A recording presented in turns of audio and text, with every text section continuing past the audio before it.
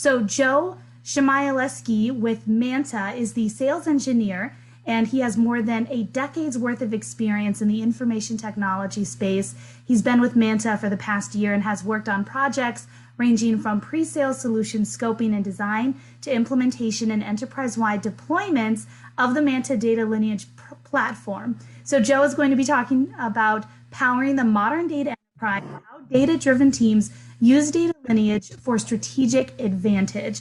With that, Joe, I'm going to hand the mic over to you and have you start your keynote presentation for all of us. Sounds good. Thank you so much. So hi, everyone. My name is Joe Chmielewski, and as you heard, I'm here to talk a little bit about some data lineage. So I'm going to go ahead and share my screen here. Just give me 1 second. Okay. So we should all be looking at my PowerPoint screen now. Please feel free, anyone, to interrupt me if you are unable to see my PowerPoint presentation. But let's just jump into things right away. So before we start getting down to the nitty-gritty details here, I wanted to talk a little bit about today's agenda. So what we're going to go over is I would like to do a brief introduction into the data lineage platform itself. For any of those of you who are not necessarily familiar with the data lineage industry, we're going to give you an introduction to that and kind of how this all works and how it all looks within your ecosystems. Then we're going to talk about some real life use cases. So accounts that we've come across over the course of our years here and how they've utilized the data lineage tool and data lineage approach to solve some of their different challenges that they've come across over the course of the years. Once we've gone through the different use cases, we'll leave the last few minutes open for discussion. We'll do a high-level Q&A session so I can answer anything that comes up during the presentation.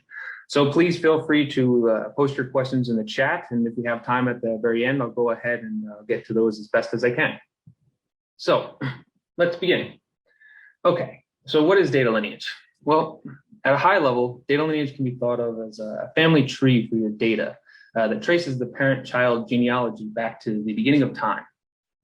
But this family, like most, can be a bit dysfunctional. Not everything is as it seems on the surface level. As we peel back the many layers to the metaphorical lineage onion, we uncover connections between elements that we may not have expected, as well as identify assets as being highly important that otherwise would have gone unnoticed, or worse, could have been modified. But how does understanding how data flows within your organization help to improve your work as a business owner, analytics specialist, data architect, or casual lineage enthusiast? Well, in the words of Neil deGrasse Tyson, we can turn data lineage into information, information into knowledge, and knowledge into lineage wisdom. I may have tweaked that statement slightly, but the premise is still the same. How can we get to where we want to be with our reports, our root cause analysis procedures, impact analysis protocols, and system migration projects without knowing where our data has been and what it has gone through to get there? What does data lineage wisdom deliver to us? Well, in short, it removes the blinders over our eyes that prevent us from seeing both the big picture of how your data ecosystem functions, as well as at the lowest level of how that data is transformed throughout its lineage lifecycle. It delivers actionable intelligence around improvements, as well as stark warnings around adjustments. By having a window into the otherwise unknown, you as an analyst, architect, decision maker, or data consumer will be better equipped to make decisions that directly impact the information which is being used as the lifeblood for your business critical applications and trajectory shifting business reports. Decisions that, if not adequately researched, can cause data discrepancies downstream with unknown levels of effects on your production environment and on the information your executive boards are being provided for making projections and plans off of. Today, let me take you on a short journey around the data lineage world. We will make a few stops along the way at different companies where accurately mapped data flows were able to unwind the complexity of ETL tools and indirect data impacts to help guide teams to launch and debug DataOps projects, properly plan migrations, and apply data governance improvements. Before we take off to begin our excursion of the lineage landscape, let's take a look at how data flow would be represented in a lineage tool and talk a bit about how a company would interpret the diagrams when analyzing visualizations of their own metadata. This screenshot represents the data movements from 4 different technologies across multiple servers.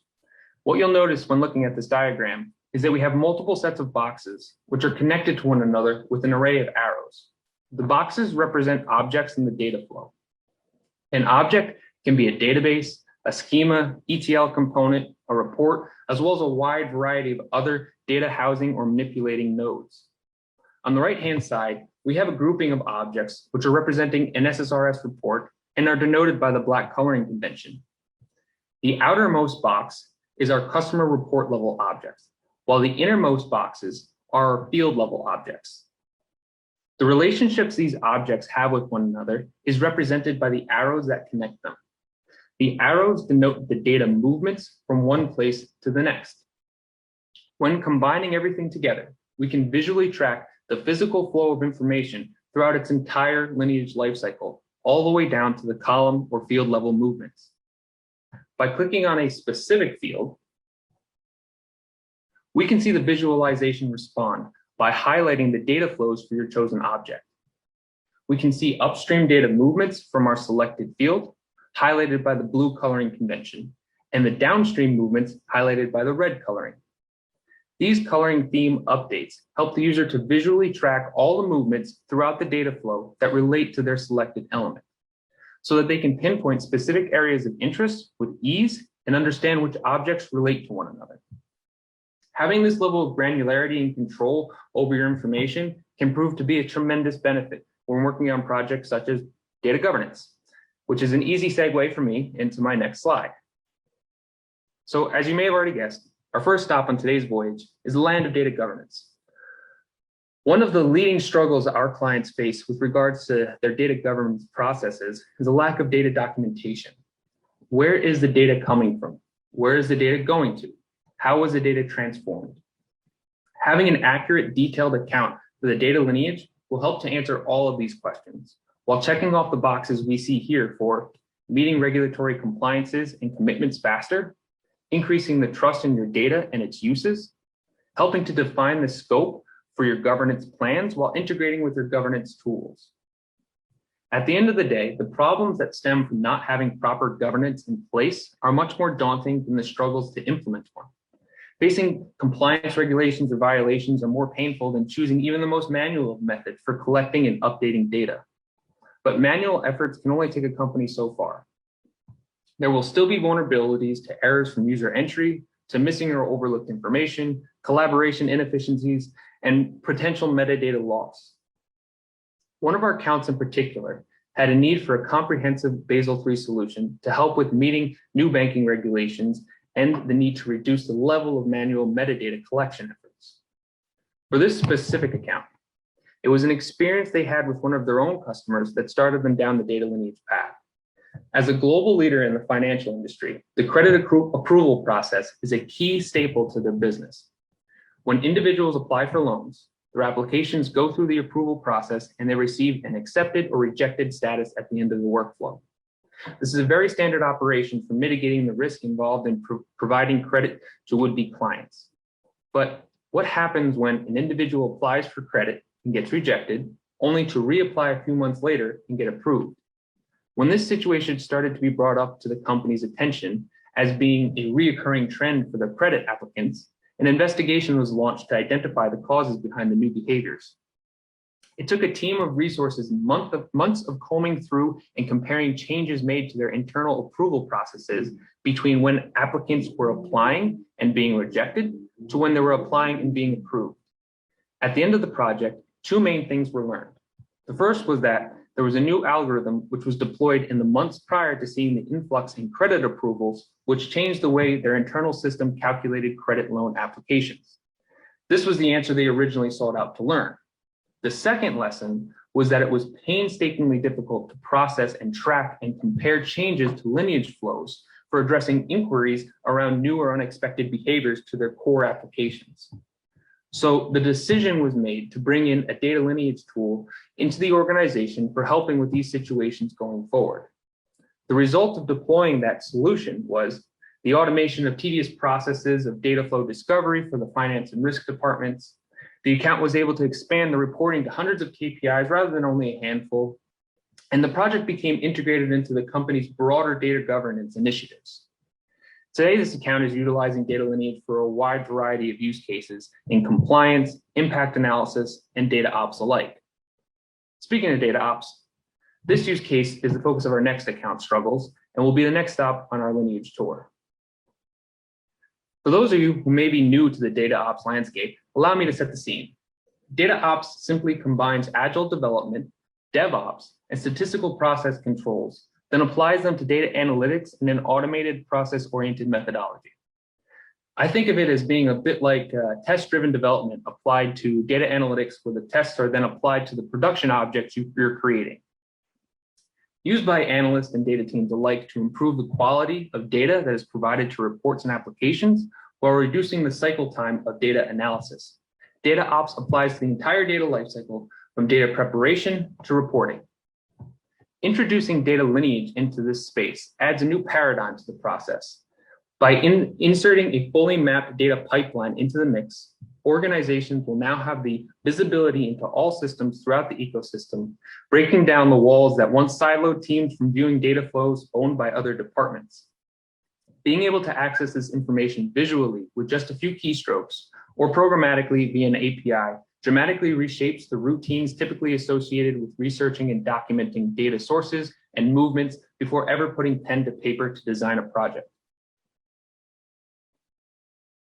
One of our accounts came to us with a highly sophisticated data environment, which was being taxed by the increases they were seeing come through for updates and modifications.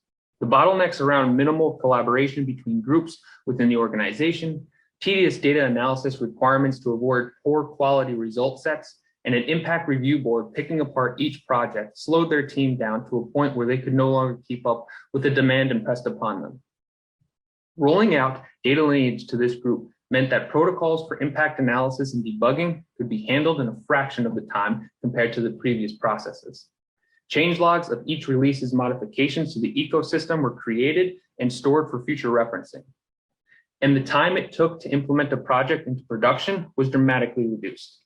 Today, the Lineage solution that started with a single group in the organization has now expanded to be an enterprise-wide initiative.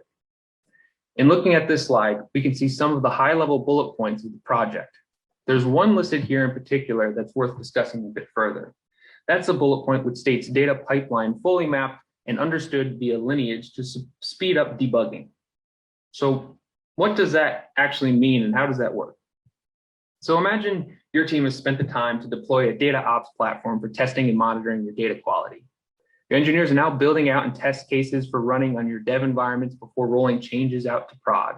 And you have a data monitoring tests to validate that the flow of information is always as expected. Months after beginning to build with a new platform, you receive an alert that something went wrong in production. A table has a validation step which checks to make sure that there is always more than 10,000 rows within it at a time. The notification provides a link to the specific asset that failed the validation. You know that that data flow doesn't end at this asset though. There are other downstream resources which are also being impacted. We have a bug. Something is preventing that data flow from ever getting to your table. The DataOps platform has done its job by monitoring the system and alerting you of the issue. And now you and your team need to notify the owners of the impacted applications, as well as research the changes made to all upstream sources which feed into your data set. Doing this manually, as we saw with our previous case study with the financial institution, can take time. So having a diagram that outlines all the flows of data to your impacted asset is going to provide a tremendous advantage for resolving this bottleneck. Even better though, is having a lineage diagram that highlights the recent changes made to those objects that relate to your failed tests. This can guide your team directly to the components that need to investigate. They need to investigate for resolving the bugs in as little amount of time as possible. At the end of the day, there's never going to be an instruction pamphlet with clearly defined steps to walk you through these types of situations. But having the appropriate tools and procedures in place for addressing them when they occur will provide you with the information needed to write your own playbook for handling them. Continuing our data lineage journey around the data lineage universe, we're going to come to our third and final stop, cloud migrations. So after much internal deliberation, your company has not only decided to move their infrastructure to the cloud, but they have also chosen the new tech stack you'll be moving to as well. And unfortunately for the team, none of the new technologies can be mapped one-to-one with what's currently managed on-prem. This means that the expectations are not only just to move the data and corresponding flows to their new resting place in the metaphorical sky, whose airspace is most likely maintained by Amazon, Google, or Microsoft, but to also improve upon those current inefficiencies hidden deep within your soon-to-be antiquated system's darkest layers of metadata. So if the tasks are to move one database, you shouldn't have too many troubles. 2 databases, you still could have a bit to handle, but you can get on top of that. 10 databases, you might want to quickly check the timelines of the project, because this could be a bit of work. 100 databases, or worse, 1,000 databases, you might have a problem. If this information is business critical, which it usually is, and you have a tight timeline, which generally goes unsaid, you may want to consider looping in a tool to help. Having your data lineage documented for your teams to be able to work off of as they're building your new ecosystem in the cloud is really the only way you can confidently track the progress of your project with the comfort of knowing you haven't missed any components in the process. The other pieces to this puzzle is that you may have, as you're making the switch to this cloud environment, your on-prem ecosystem is still an active construction zone, with changes being pushed to it on a regular basis. These changes need to be accounted for and applied to the new environment, which means you'll need to complete collaboration between teams and departments. Even with this, there is a chance that code may slip through the cracks and unaccounted for variables get thrown into the mix. So unaccounted for variables could be things like mergers and acquisitions that happen while you're in the middle of an infrastructure project, because these things do happen. To help prevent this, to help improve all of this, having continuous lineage checks of your current state versus the previous state is not just a nice to have, but a requirement to ensure that everything is being reviewed and accounted for throughout the duration of the migration efforts. This slide helps to illustrate some of the advantages to utilizing a data lineage tool when working through a migration project. Everything from the scoping of the project to identifying redundancies and validating that nothing has been missed can all be aided with the guidance from Lineage. Looping in the automated capability to compare the different states of your on-prem environment over the course of the migration, and you'll have a blueprint for what needs to be done for your team to be able to complete everything successfully. In our next case study, we have an account that came to us for help with their migration from a large data warehouse platform to Snowflake. They were struggling with missing objects, broken dependencies, and prolonged development times, which were putting them behind schedule. The decision was made to implement a data lineage tool for helping to piece the project together. The original approach was to first migrate certain components from the data warehouse to the cloud in an attempt to take advantage of the new infrastructure as soon as possible and reduce the level of complexity associated with the move. Reports were rated based on their level of importance to the business, and plans were made for migrating the most important reports and their data flows to the cloud environment first. When data lineage was brought to the table, though, the reality of the situation set in. The pipelines that moved the data into the reports were shared across the board with no regard for the level of importance that each report had to the business. So to migrate only certain higher important elements to the cloud would mean they would either need to break the pipelines feeding into those less important reports, or they would need to synchronize the data flows so that both environments receive the same information. Both approaches had their downsides. So rather than choosing either one of these options, the decision was made to reprioritize the objects being migrated in a manner that didn't require pipelines to be broken or data to be replicated. This was only possible after the flows were mapped and the team was able to untangle the dependencies from one another with data lineage. Once completed, the project timelines were able to be predictably reset and the migration work was able to commence.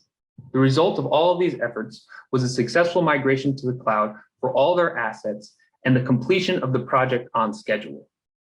Today, data lineage still plays a part in the organization's data operations and future plans for other migration projects. So there's one thing that we haven't necessarily touched upon yet, and that's what makes data lineage difficult to achieve. Not every company is able to successfully deploy this type of initiative. So there are a number of challenges that come into play when attempting to implement a successful data lineage solution. From the scoping of the project, what resources do you include versus exclude for the different phases, to the use of bleeding edge technologies. If you've adopted the latest PySpark framework or other ETL tool out there on the market, you're going to have some struggles with finding a lineage tool to support them. There are always going to be some hiccups along the way. Even if you control all these factors and press restrictions onto your team around what tools and technologies they can and cannot use, there are still a number of variables you won't be able to control, such as mergers and acquisitions, like we mentioned earlier, human resources turnover, and unrealistic expectations of end users that will all come into play. I personally have worked with contacts for months on Lineage projects, getting their systems up to speed, as well as them trained on best practices for managing it, only to have them shuffled around the organization and placed onto other projects, then needing to restart the education process with new contacts so that they're able to successfully manage the solution. Committing to the adoption of Lineage and embedding it into your own routines and the routines of others is the key piece to the puzzle. At the root of all successful implementations is the same thing, going into the project with the right mindset. There are no silver bullets on the market that will handle every subtlety to your data universe, but the odds are you will also never need to have every subtlety at your fingertips. For example, harping on perfectly encapsulating the data type modifications made between two ETL stages may be a requirement for your engineers to be aware of as they code out new workflows. But that information most likely will never be utilized in the context of data lineage, as those same engineers build the workflows in the ETL tools themselves, where those aspects of the metadata are configured. The consumers of the data lineage will more likely just want to understand what stages relate to their resources of interest. So spending time on the aspects which are most important to you and to the consumers of the lineage is going to be far more fruitful than getting caught in the weeds of the metadata that is irrelevant to the movements underneath. Having the right mindset and perspective to what's important and what's less important will open doors to solutions that you may not have thought possible. This is a sophisticated space to be playing in, but with the right people helping you and the best tools working for you, it can provide endless dividends from efficiency improvements and data discrepancy avoidance. So with that said, what I'd like to do is just say thank you all for your time, and I'm going to open this up for some questions and answers. If you have anything that you would like to see further, definitely feel free to reach out to us here at MANTA. We are happy to show you any type of lineage demonstrations that you may like to see, or we are also open to just having more just technical discussions with you. Thank you, Joe. I do have a couple of questions here, and we do have some time for those. And my first question is, how does data lineage help with tracking changes being made to an environment? Sure. So I can speak to the MANTA product and how we approach this. So with MANTA, a lineage, what we call as a lineage scan, is MANTA will go out to all your different configured resources and extract the appropriate metadata, run an analysis on that metadata, and commit it to a repository in the back end. This whole process creates what's called a revision. That revision can be thought of as a snapshot in time for your data lineage ecosystem. So if you schedule these revisions to be run on a regular cadence, let's say if you're launching a project and you have a 2-week sprint, so every 2 weeks you know you're going to push new code, you schedule a revision to be executed after every one of your sprints are completed. Now you have a historical revision repository set where you can go back to at any point in time and see how your environment looked at the time of the scan. We also have the ability to pull multiple revisions up in parallel, overlay them with one another, and then show the differences between the two. So if there's any type of new assets or deleted assets, it will be presented to the user inside the visualization with some type of coloring theme to bring your attention to it. So it'll help the users with identifying what's changed and how it's changed. Perfect, thank you. And another question here is, how can a data lineage help with impact analysis? Sure, absolutely. So if you have database tables, elements at the root of your lineage, there's most likely a large number of resources that are pulling from those specific assets.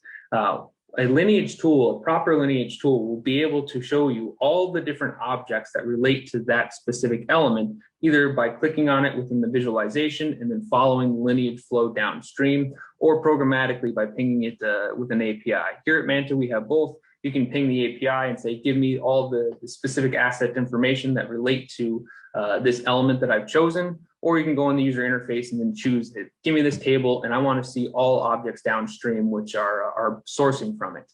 So the lineage tool can help you in both manners to get to the root cause or the potential impact analysis if you were to modify any one of these elements. Perfect. And I have two more here, Joe, which is the next one is, how would you represent custom written applications in a lineage diagram? So this is probably one of the most challenging questions you could really be brought up. There's always going to be custom applications out there. There's always going to be technologies that you don't have a scanner source, any type of technology to be able to support, and you need to represent those lineage flows. So with MANTA, we have a technique, we have a few different techniques actually, where you can create these objects within your repository, either in a programmatic type of way through the actual code generation. So actually reading the code that's written to the application via either annotations or the code itself, if it's written in the supported language, as well as just saying, okay, I want to generate this object. And I can do that with MANTA with just a simple CSV file. I can create a CSV file, tell the system what I want this object to be and how I want it to be represented, and then how it relates to all the other objects within my lineage flow. I'm going to connect all these different dots. So for the elements that are unsupported, having multiple techniques to approach them, whether it be from physically writing CSV code or programmatically adjusting the annotations that you provide in the actual application code itself, you want to get that into the actual tool for visualization. And the MANTA application opens that up for you so you can do so. Perfect. And the last question I have as of right now is how are logical operators handled in a lineage tool? Yep. So logical operators can be a little bit challenging for both the lineage tool itself as well as the viewer who's reading the lineage. What you'll have is you'll see situations where data flows will be indirectly impacted based on the logic that's written in the code. It could be a case statement, it could be a where clause, or any one of the logical operators that say, I'm going to funnel the information that's moving downstream based on some logic that the programmer has designed. This can be visually shown inside a lineage tool. And in fact, the MANTA application does have the way to visualize this, but you also want to see it a little bit differently than the rest of the data flow. So it's a direct data flow, one option, and then having a conditional lineage operator on top of it gives you an indirect data flow. You want to have these represented in two different ways, which the MANTA tool is able to do. So essentially what you want to do is read the logic and then present to the user all the potential options that could come out of that logic, regardless of anything underneath it. I want to see if it's written in the code and could potentially happen. I want to see that data flow. I want to see that acknowledged. So with MANTA, it's able to do so, and it does so with a different type of relationship line connecting the objects. So you can see, oh, this is a indirect lineage flow rather than what I would traditionally see, which is my direct lineage line. Let me investigate the actual underlying code to see how those logical operators are written and understand where that information is coming from and what filters or clauses are being applied to it that would limit all the data from flowing through it to downstream elements. Perfect. Thank you, Joe. That's all the questions that I have. Is there anything else that you would like to add? Nope, I think that's it for me. If anybody has any questions, definitely feel free to reach out to us directly, and we'll be happy to take your call and go through things in more detail with you.